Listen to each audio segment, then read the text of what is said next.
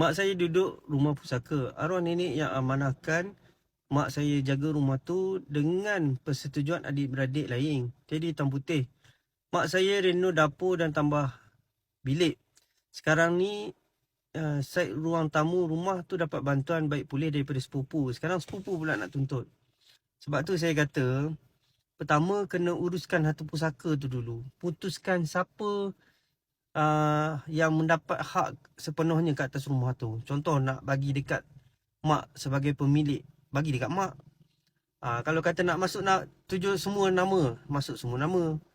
Sebab kalau tak, benda ni dia akan berpanjangan. Pertama memang kena putuskan dulu. Sepupu tu sebenarnya, sepatutnya sepupu tu pun dia sepatutnya dia sedar rumah tu rumah pusaka. Kalau boleh janganlah dia duk buat macam-macam. Jadi sekarang ni dah jadi masalah dah. Pada saya uruskan dulu harta pusaka tu.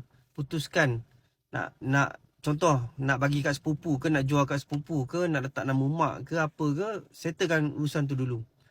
Kalau tak benda ni akan berpanjangan. Dia tak akan selesai.